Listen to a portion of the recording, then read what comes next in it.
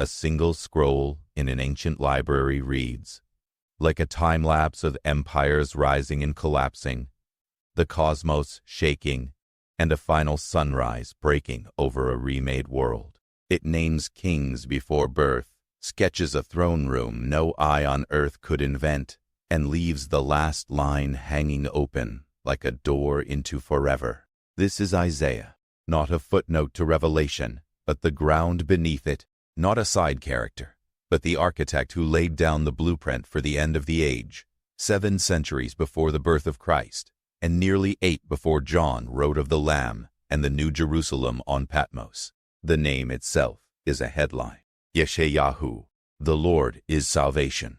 That phrase walks the entire scroll from first page to last, into exile, through judgment, and then out the other side into a reality where tears are wiped and death's grip is broken.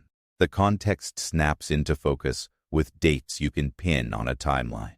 The year is about 740 BCE. The long reign of Uzziah, king of Judah, has ended. Prosperity and pride have swelled together, like a golden bubble ready to burst. And then it bursts. Quakes shake the land. Uzziah dies. And the next breath is not a succession debate in Jerusalem. The next breath is a doorway that opens up, and Isaiah sees what the world had only sung about in fragments. He is in the temple, yet he is not confined to stone and cedar. He says he saw the Lord seated on a throne, high and lifted up, with the train of his robe filling the temple. Burning ones, seraphim with 6 wings, cover their faces and feet with 4, and fly with the other 2 and cry to one another, Holy, holy, holy is the Lord of armies. The whole earth is full of his glory. Their cry shakes doorposts. Smoke fills the space. Isaiah collapses under the weight of unfiltered holiness, announces that he is undone and unclean, and a seraph touches his mouth with a coal from the altar. Your guilt is taken away, your sin is atoned for. Commission follows cleansing, but the commission feels like a paradox. Go and tell this people, but hearing they will not hear, seeing they will not see. Judgment comes not as lightning bolts, but as dulled senses and hardened hearts. Isaiah asks how long, and the answer stretches beyond a lifetime, until cities lie waste without inhabitant, and the land is a desolation. Yet a seed remains. The holy seed is its stump. The axe will fall. The tree will be cut down, but life will be hidden inside the stump, waiting. The scroll opens with that scene and never lets go of it. Everything that follows unfolds from that vision of the Holy One of Israel, Isaiah's favorite name for God, a title he uses more than anyone else. Holiness means otherness and blazing purity, but also burning love. Holiness will judge falsehood, pride, and violence. Holiness will carve out a remnant, a seed that will not die. Holiness will carry the story all the way to a world made new. Scholars lay Isaiah across 3 time horizons. Chapters 139 in the 8th century BCE, 40 to 55, framed by the Persian decree of return from exile, and 56-66 in the late post-exilic period. The text itself speaks with one firm voice about one holy God who writes history, calls kings by name, confronts idolatry, and promises a servant whose suffering heals. Whether one scroll or a chorus across decades, the melody never changes. The end of the age is not an accident of chaos. It is a symphony, conducted by the one Isaiah saw. And in the midst of this blazing throne, the first end-time shock unfolds with a child. Not a warrior stepping out of the sky at first. A child named with meaning that explodes into history. The stage outside the temple is turbulent. Tiglath-Pileser III surges west from Assyria around 735 BCE, a machine of iron and fire swallowing nations. The Syro-Ephraimite War erupts. Israel's northern kingdom teams up with Aram Damascus to pressure Judah into joining their anti-Assyrian coalition. King Ahaz of Judah stands shaking by the conduit of the upper pool, on the highway to the washer's field, evaluating water supply as bodies prepare for war. Isaiah meets him there with his son, whose name is a prophecy, Shear-Jashub, a remnant shall return. The prophet delivers an urgent word. The two smoking stumps that terrify Ahaz will not succeed. Stand firm in faith, or you will not stand at all. Ahaz refuses a sign, feigning piety. He will not ask. Isaiah gives one anyway, and this is the line that altered calendars. The young woman will conceive and bear a son, and call his name Emmanuel, God with us. In the immediate horizon, a child becomes a countdown. Before he can tell right from wrong, the land of those two kings will be desolate. Assyria will sweep in like a flood. Isaiah's own son Maher-shalal-hash-baz is born soon after, his name racing ahead of events like a headline, quick to the plunder, swift to the spoil. The judgment arrives. Israel's northern kingdom collapses in 722 BCE, but the sign lingers like a flame that does not go out. The Greek translators of the Hebrew Bible, 2 centuries before Jesus, render the word as Parthenos, virgin, and the Gospel of Matthew looks back and sees the deeper layer. Emmanuel is not just a stopwatch for Ahaz. Emmanuel is the story's center. Isaiah will not let go of the child. In the same region where gloom and depression had spread first, Zebulun and Naphtali, Galilee of the nations, a great light shines. The people who walked in darkness see it, a light that expands like dawn over a battlefield. A child is born, a son is given. The government rests on his shoulders. His names are royal thunderstorms in 4 words. Wonderful Counselor, Mighty God, Everlasting Father, Prince of Peace. The zeal of the Lord of armies will perform this. That phrase connects to actual politics. The dynasty of David had a promise attached to it. However many storm tides smash against it, the line will not be erased. It will constrict to a stump. But a shoot will come out of that stump. The branch will bear fruit. The branch in Isaiah 11 is not just a poet's metaphor. It is a manifesto. The Spirit of the Lord rests on him. Wisdom and understanding, counsel and might, knowledge and fear of the Lord. He judges not by appearances. He strikes the earth with the rod of his mouth. Breath becomes justice. And then the world itself changes. Wolves lie down with lambs. Leopards rest with young goats. A little child leads predators without fear. Knowledge of the Lord covers the earth, as waters cover the sea. The nations rally to the root of Jesse. Paul will later quote that line to describe the mission to the Gentiles. Isaiah sees what the final age looks like, and he anchors it in a person, not a policy. He also leads the camera back to the mountain of the Lord. In days to come, the mountain of the Lord's house will be established as the highest of mountains. Nations will stream to it. Torah goes out from Zion, and the word of the Lord from Jerusalem. Weaponry melts into agriculture. Swords become plowshares. Spears become pruning hooks. War is not taught anymore. This is not naive idealism. Isaiah makes it a decree, tied to the same Holy One who shakes doorposts and names kings. But holiness, before it comforts, confronts. Pride must collapse. Idolatry must be unmasked.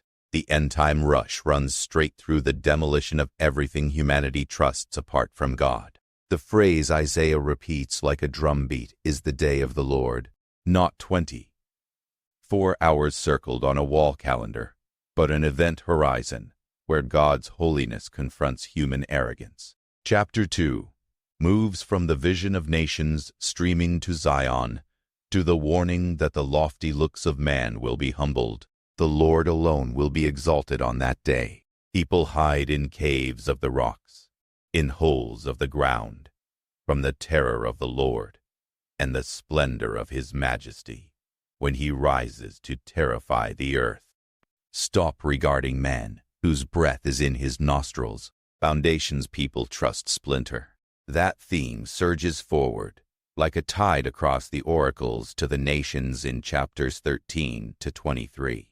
Isaiah names Babylon long before Babylon crushes Assyria and then Jerusalem. He calls it the glory of kingdoms, and then sentences it to a ruin that will resemble Sodom and Gomorrah. The day of the Lord is near, he says, as destruction from the Almighty. The stars do not give their light. The sun is dark at its rising. The moon does not shed its light.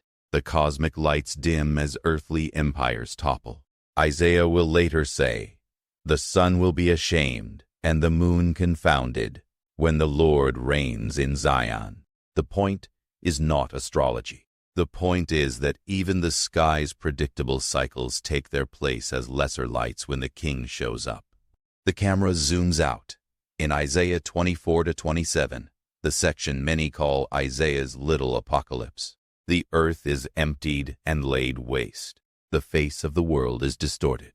Why? The text speaks like a judge reading a verdict. The earth lies defiled under its inhabitants because they have transgressed laws, violated statutes, broken the everlasting covenant. Before the end-time renewal, there is a universal reckoning.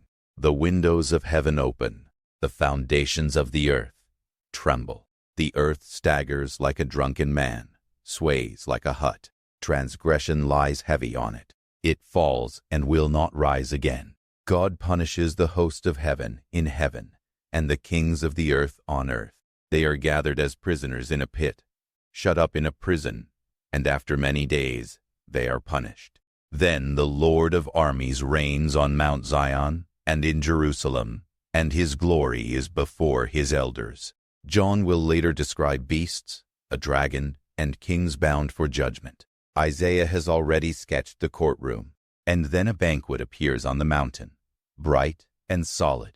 On this mountain, the Lord of armies makes for all peoples a feast of rich food, well-aged wine full of marrow. He swallows up on this mountain the covering that is cast over all peoples, the veil spread over all nations. He swallows up death forever, and the Lord God wipes away tears from all faces. Revelation 21 quotes this straight, word for word. As the camera pans into the New Jerusalem, Isaiah is the seedbed. The joy of those chapters grows from this soil. Resurrection glows within these lines like sunrise through fog.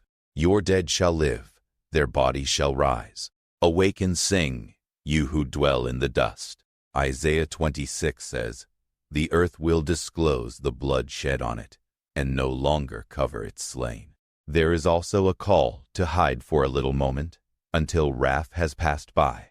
The storyline includes sheltering under sovereign care during a storm of judgment. It includes the defeat of the dragon. In that day the Lord with his hard and great and strong sword will punish Leviathan the fleeing serpent, Leviathan the twisting serpent, and he will slay the dragon in the sea.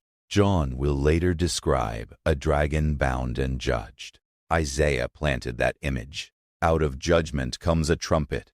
The great trumpet sounds. Those who were lost in Assyria, and those who were driven out to Egypt, come and worship the Lord on the holy mountain at Jerusalem. The end-time text in Isaiah is not a niche for mystics. It is a call for the nations to return. Another Isaiah theme now steps out of the smoke with a clarity that grounds the whole endgame. The remnant. This is not a small club for elites. It is a promise that God preserves life when everything else burns. The phrase shows up in names and in promises. Shir Jashub is a walking prophecy. A remnant shall return. Isaiah 4 says he who is left in Zion and remains in Jerusalem will be called holy. Everyone who has been recorded for life. The Lord will wash away the filth of the daughters of Zion and cleanse the blood stains of Jerusalem by a spirit of judgment and a spirit of burning. Then the cloud by day and fire by night reappear, not in the wilderness with Moses now, but over every dwelling place of Mount Zion.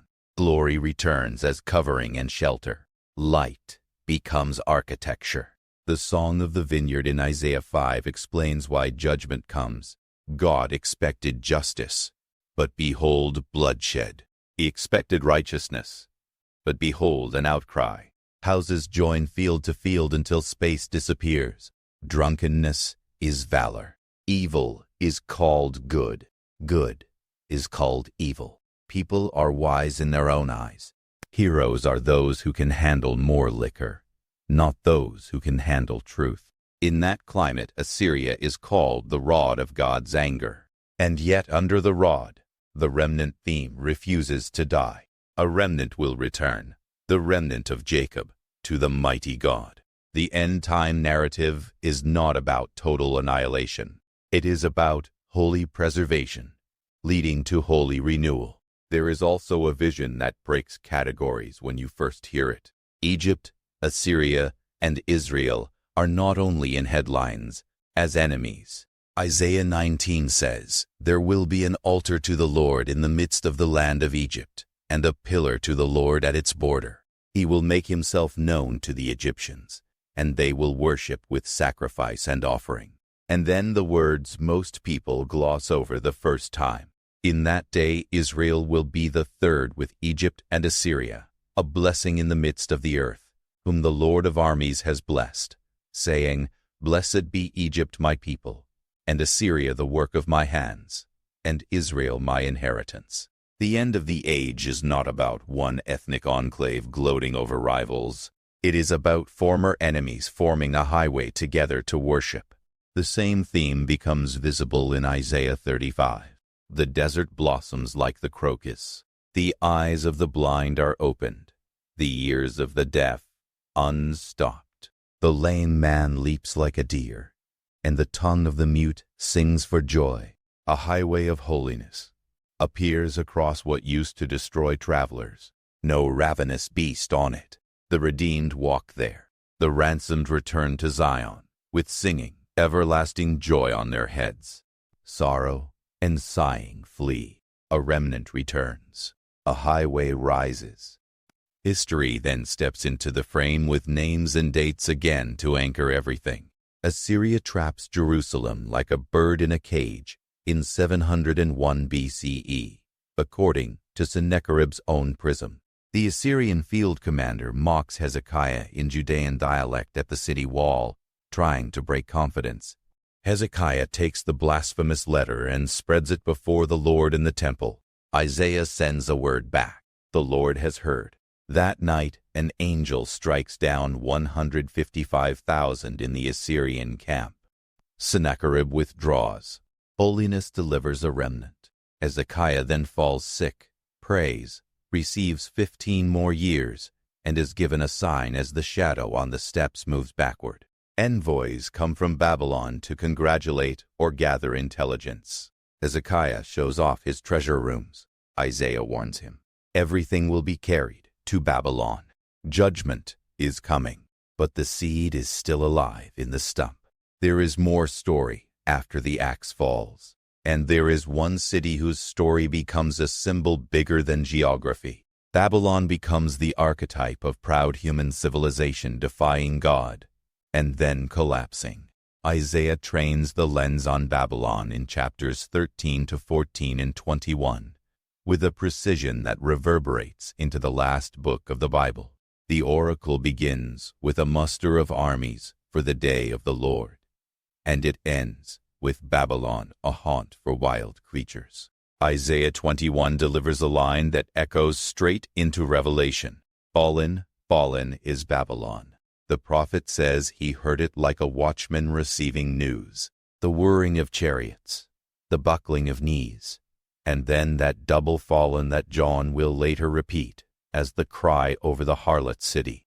Chapter 14 contains a taunt over the king of Babylon that later traditions associated with the origin story of Satan, due to the phrases about falling from heaven and aspiring to ascend above the stars and make a throne above the heights. The Hebrew calls this figure Halel ben Shachar. In its original context, Shining One, Son of Dawn, a poetic jab at an arrogant monarch who thought of himself like the morning star. The Latin Vulgate rendered that as Lucifer, and a fusion happened in Christian imagination.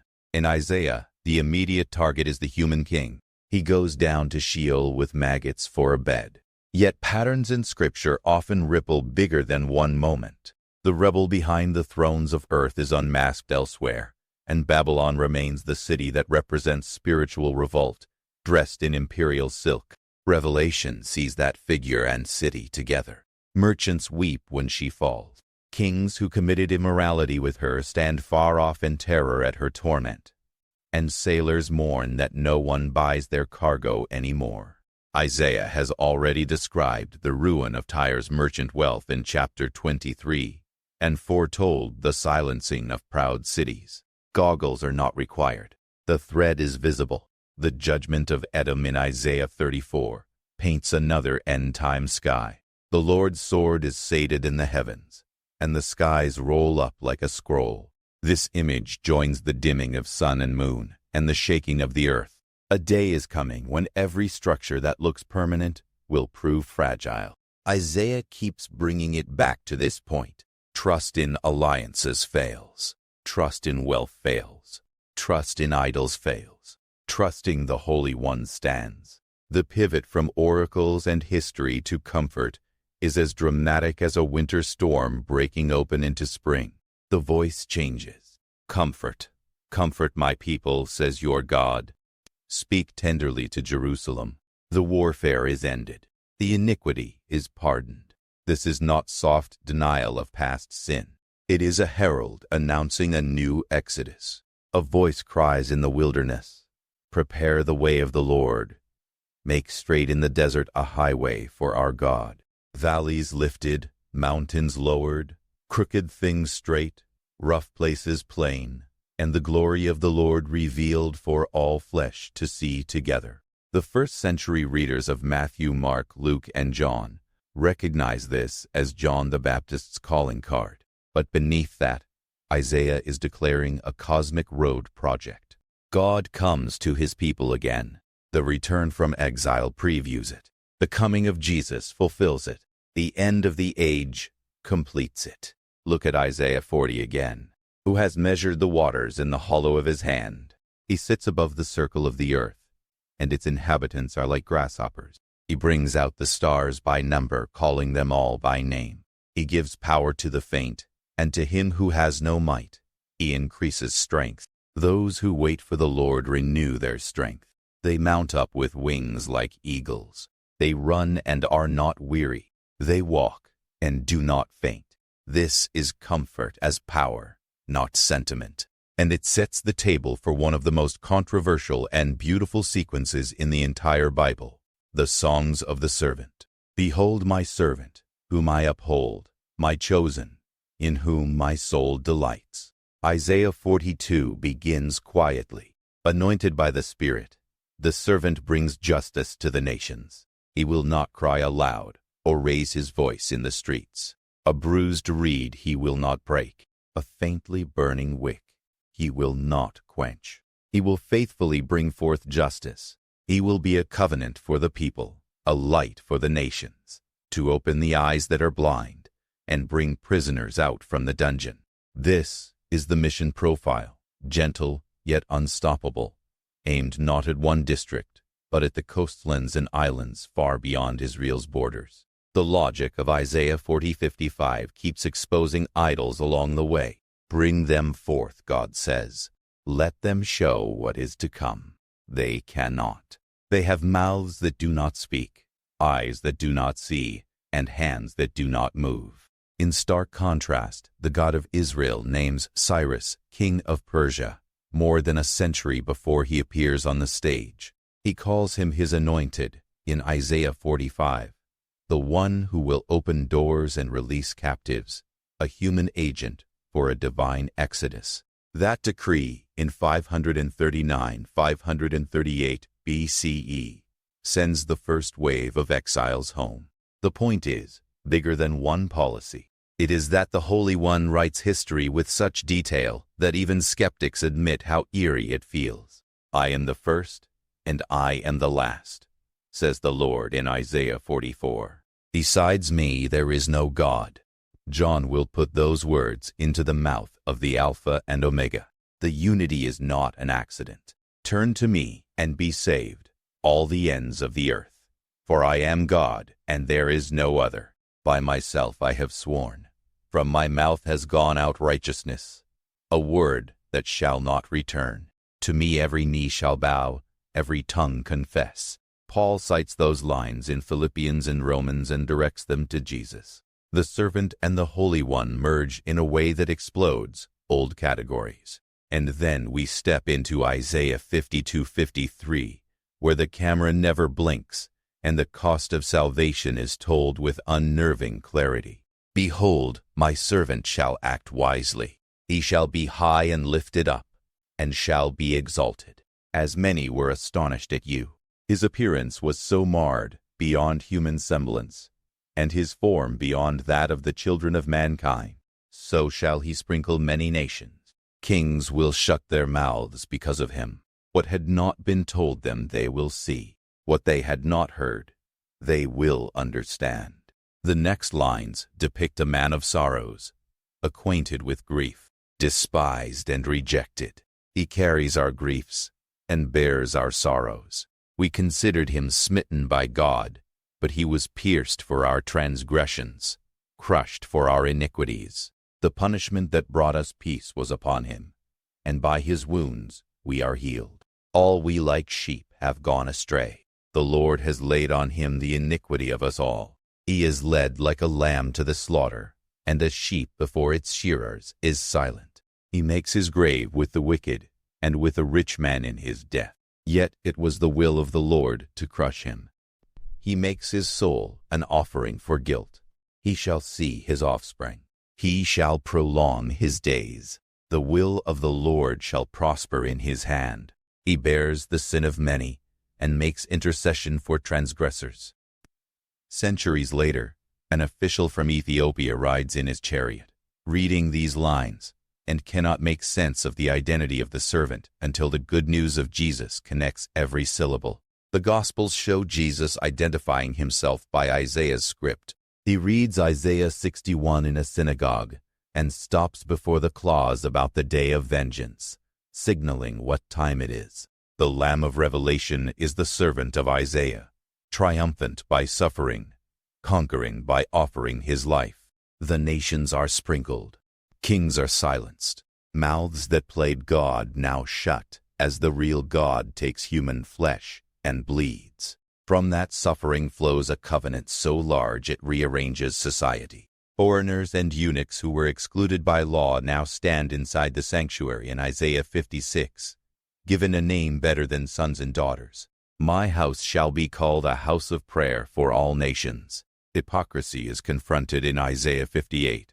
The fast God chooses is to loose bonds of wickedness. Let oppressed go free. Share bread with the hungry. Bring the homeless in. Cover the naked, and stop hiding from your own flesh. Then light breaks forth like dawn. In a dark world heavy with lies, Isaiah 59 says truth staggers in the street, and uprightness cannot enter. The Lord sees it. His own arm brings salvation. He puts on righteousness as a breastplate, salvation as a helmet, garments of vengeance for clothing, wrapped in zeal as a cloak. And then, a line Paul loves to quote, about the close of the age. A Redeemer will come to Zion, to those in Jacob who turn from transgression. My spirit that is upon you, and my words that I have put in your mouth will not depart, from now and forever. Arise, shine, for your light has come, and the glory of the Lord has risen upon you. Isaiah 60 opens like a sunrise after a long night. Darkness covers the earth, thick darkness the peoples. But the Lord rises upon Zion, and nations come to the light, kings to the brightness. A procession forms from the edges of maps. Camels bearing gold and frankincense flow in. Flocks are gathered. The gates are open day and night, and the wealth of nations flows in, not as extortion, but as tribute to the King who healed them. Violence vanishes from the land. Walls are called salvation. Gates are praise. The sun is not needed by day, nor the moon by night, because the Lord will be everlasting light. John will take this exact image in Revelation 21:22 and lay it over the New Jerusalem. The overlap is not ambiguous. Isaiah 61 provides the mission statement of the Messiah in words Jesus read aloud in Nazareth. The Spirit of the Lord God is upon me, because the Lord has anointed me to proclaim good news to the poor, bind up the brokenhearted, proclaim liberty to captives, and opening of prison to those who are bound, and to proclaim the year of the Lord's favor and the day of vengeance.